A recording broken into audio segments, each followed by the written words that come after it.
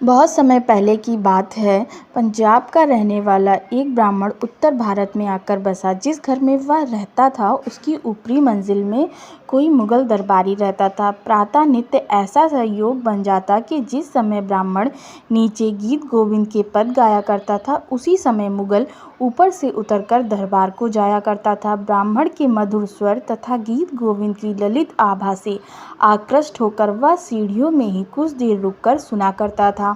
जब ब्राह्मण को इस बात का पता चला तो उसने उस मुगल से पूछा कि सरकार, आप इन पदों को सुनते हैं पर कुछ समझ में भी आता है?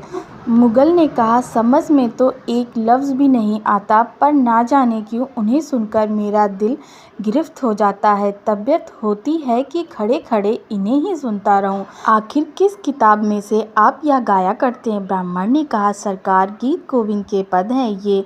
यदि आप पढ़ना चाहें तो मैं आपको पढ़ा दूंगा। इस प्रस्ताव को मुगल ने स्वीकार कर लिया और कुछ ही दिन में उन्हें सीखकर स्वयं उन्हें गाने लग गया। एक दिन ब्राह्मण ने उन्हें कहा, आप गाते तो हैं लेकिन हर किसी जगह इन पदों को गाना नहीं चाहिए। आप इन अद्भुत अष्टपदियों के रहस्य को नहीं जानते, क्योंकि जहाँ कहीं ये गाए जाते हैं भगवान श्री कृष्ण वहाँ स्वयं उपस्थित रहते। इसलिए आप एक काम करिए, जब कभी भी आप इन्हें गाएं तो श्याम सुंदर के लिए एक अलग आसन बिछा दिया करें। मुगल ने कहा, वह तो बड़ा मुश्किल है।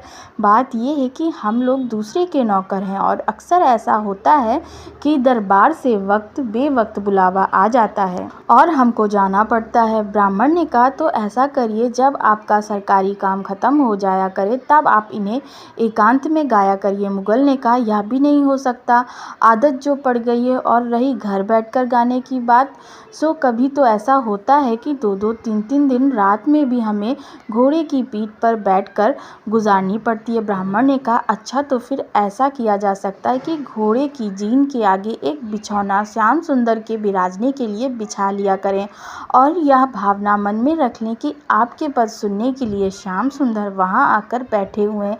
मुगल ने स्वीकार कर यही नियम बना लिया और घर पर ना रहने की हालत में घोड़े पर चलता हुआ ही गीत गोविंद के पद गुनगुनाया करता। एक दिन अपने अफसर के हुक्म से उसे जैसा खड़ा था उसी हालत में घोड़े पर सवार होकर कहीं जाना पड़ा। वह घोड़े की जीन के आगे बिछाने के लिए बिछौना भी साथ नहीं ले जा सका। रास्ते में चलते चलते वह आदत के अनुसार पदों का गायन करने लगा। गायन करते करते अचानक उसे लगा कि घोड़े के पीछे पीछे नुपुर की झनकार आ रही है। पहले तो वह समझा कि वहम होगा, लेकिन जब उस झंकार में लय का आभास हुआ तो घोड़ा रुक लिया और उतरकर देखने लगा।